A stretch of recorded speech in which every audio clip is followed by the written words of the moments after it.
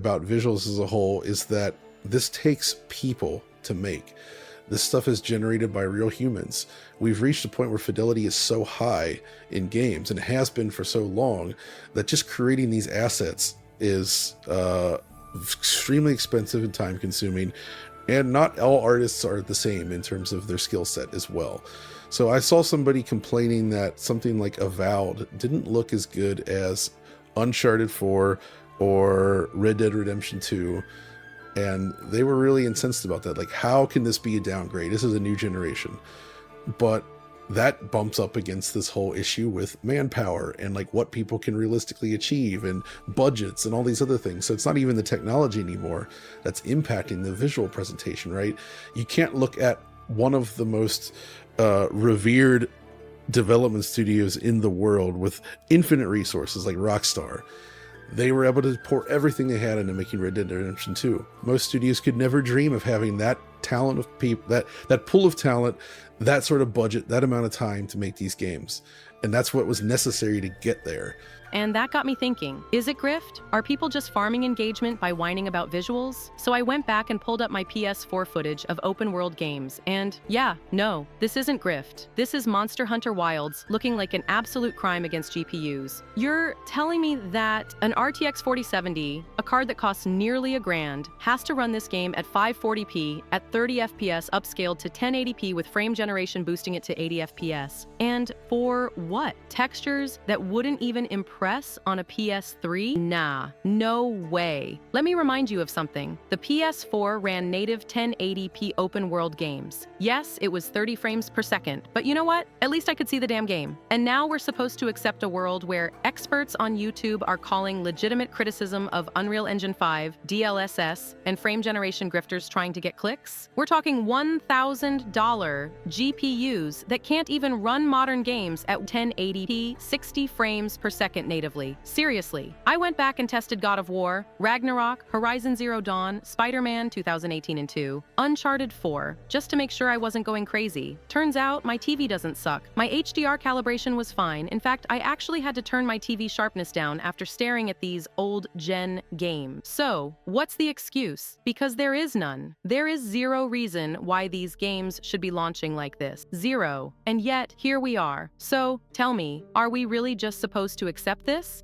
So, you know, something like Avowed has to leverage new technologies like, you know, Lumen, Nanite, and what that to sort of push its graphics game up a bit while still having constraints in other areas. So I think it's just a whole mix of these all issues coalescing together, and the fact that diminishing returns is, I would say, kind of real to a point. And that also ties in again back to the whole real-time versus baked kind of stuff that we've been able to achieve great looking visuals for so long. So, and then lastly, everybody has a different eye for things. Like what my eye focuses on, what Alex, what you see in a scene and what you appreciate can be totally different to what somebody else sees. Like the things that annoy us might not annoy another person, right? Like you have little frame inconsistencies, like little frame time spikes. There's a lot of people that do not care. They don't notice it. That's where the whole runs fine on my PC thing comes from, right? But they might really, really dislike the way smearing looks from, you know, temporal anti-aliasing and reconstruction, especially when used on a lower res monitor. And that's all they can see when they look at that screen. The rest of it doesn't matter. They see that smearing. That's what they're laser focused on. They don't like it. And they're not wrong either. Like that's absolutely... Guys, this isn't about what I see or what you see or even what the so-called experts see. The full picture just looks worse. Look, nobody's out here expecting every game to be some mind-blowing, hyper-photorealistic, next-gen masterpiece. We get it. Not every game needs to reinvent graphics, but come on. A game in 2025 looking worse than a game from 2018? That's just insane. It's like someone telling you, yeah, this PS3 game actually looks worse than a PS1 game because the frame rate is lower and there's a lot more ghosting. But hey, look at that shiny water. Just don't move. No, the outrage is justified. We've got big 4K 65-inch TVs, super wide monitors, consoles costing over $700, and mid-range GPUs going for over $1,000. And somehow, our games look worse than games from 2018? Again, let me emphasize this. I would gladly take a native 1080p image over 540p upscaled upscaled to 4K with fake ray tracing, denoisers, and fake frames. I'd much rather have baked-in lighting and screen space reflections than full ray tracing and upscalers. I'd trade less object, pop-in, and better texture filtering over all this next-gen nonsense any day of the week. But what did NVIDIA and UE5 do? They gave us frame generation, DLSS, ray tracing, and in the process, they created more problems than they solved. The promise was less pop-in, more FPS, higher resolutions. What we actually got, even worse, pop-in AI-generated fake frames, blurry upscaled resolutions, games that still run worse than their last-gen counterparts. Instead of fixing old problems, we just added 10 new ones. And now we're being told that complaining about this is just grifting? Nah, DF, this isn't grifting, this is just absurd. So tell me, is this really the future of gaming we signed up for?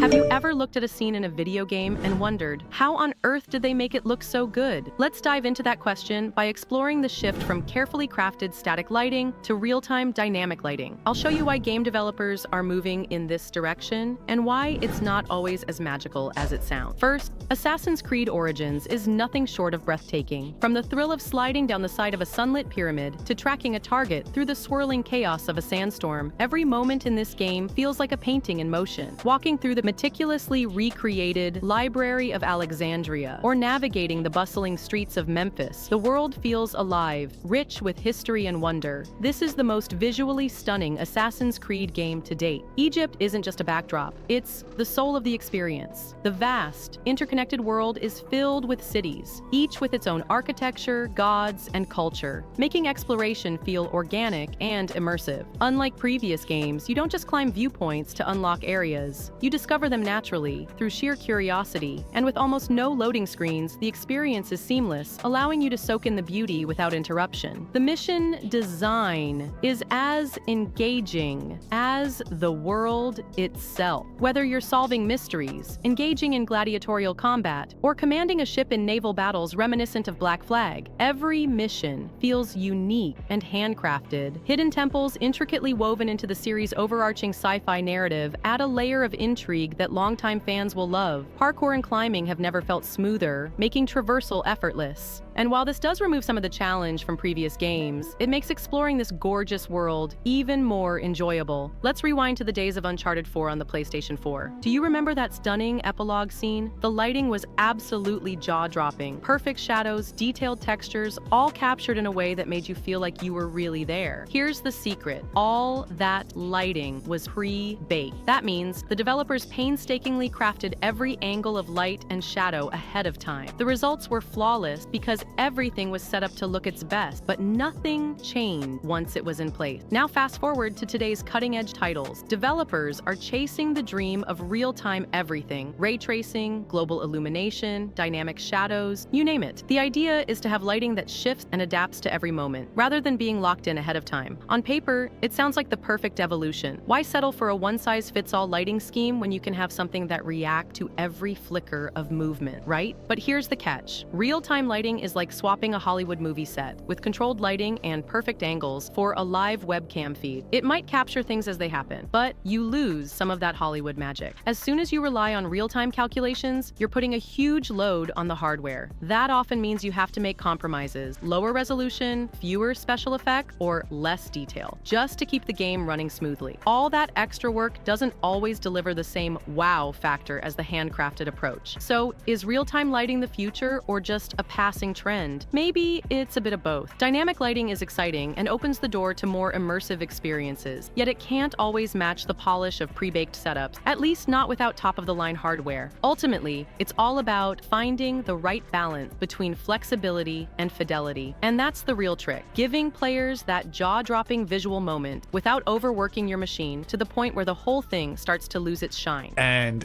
it's losing support for just an arbitrary reason, presumably for bottom dollar reasons, at the end of the day, I think is a massive shame and a disservice to the platform and a disservice to the customers who buy new GPUs.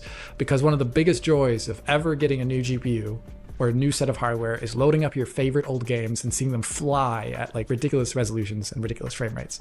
That is one of the joys of getting a new GPU.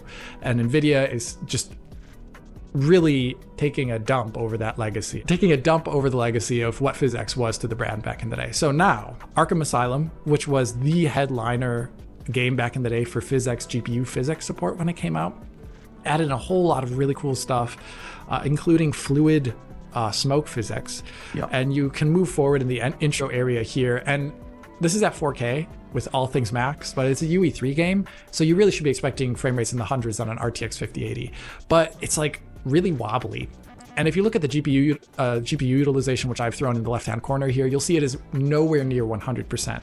All right, so let's talk about Monster Hunter Wilds, because this game is doing some absolutely insane numbers on PC. We're talking 1.4 million concurrent players at launch. That's people playing at the exact same time. That means total sales are way, way higher. Capcom has made a ridiculous amount of money off this game already, and yet somehow the PC version is an absolute disaster. Why are people mad? It's not because the game itself is bad. If you look at Steam reviews, you'll see a ton of thumbs down, but most of them say something like, the game is great, but it runs like garbage. So what's going on? Basically, performance optimization is a joke. Like, it's so bad that Capcom had to tell people to turn on frame generation just to hit 60 FPS, and if you don't know why that's a problem, let me explain. Frame generation doesn't actually increase your real performance. It's just guessing what frames should be there and filling in the gap, like those flipbooks where you only get every other page, and your brain fills in the missing motion. That's why frame generation always adds latency. If you're already running a game at a high frame rate, then using frame gen makes sense. It smooths things out. But in Monster Hunter Wilds, Capcom is literally telling players to use it just to hit 60 FPS. What that means is the game is actually running at 30 FPS, and frame gen is just faking the rest. That's not how this is supposed to work. It's like selling someone a sports car and then telling them, by the way, the engine only works at half speed, so we added a feature that makes it look like you're going fast. And here's where things get really crazy. Even when the game isn't struggling with FPS, it just doesn't look that good. The textures are washed out, the world lacks detail, and overall, it just doesn't justify the insane hardware demand. Blurry, upscaled, and still struggling. So, what does Capcom recommend for mid-range PC players? Well, instead of optimizing the game properly, their solution is lower the resolution to 540p and then upscale it to 1080p. If you're running a 3060 or a similar GPU, the game will default to this setting because it just cannot handle native 1080p, and even then, it still doesn't run at a stable frame rate unless you enable frame gen, which, again,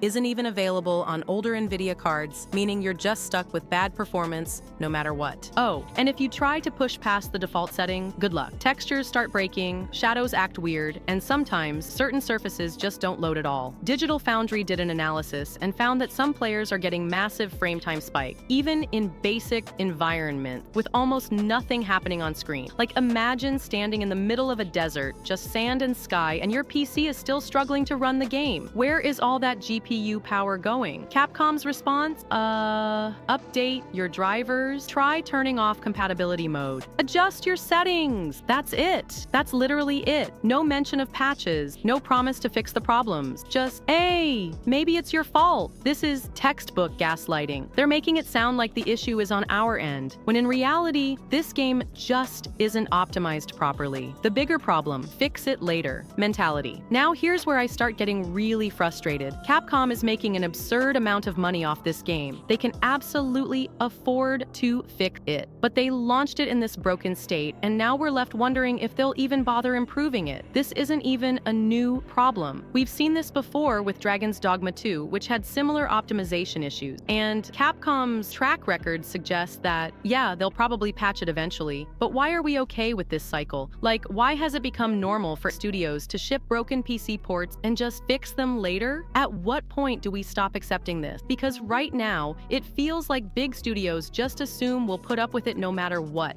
If you want to be ahead of all the gaming leaks and news, specifically PlayStation news, time for you to subscribe. And as always, a like on the video is very much appreciated.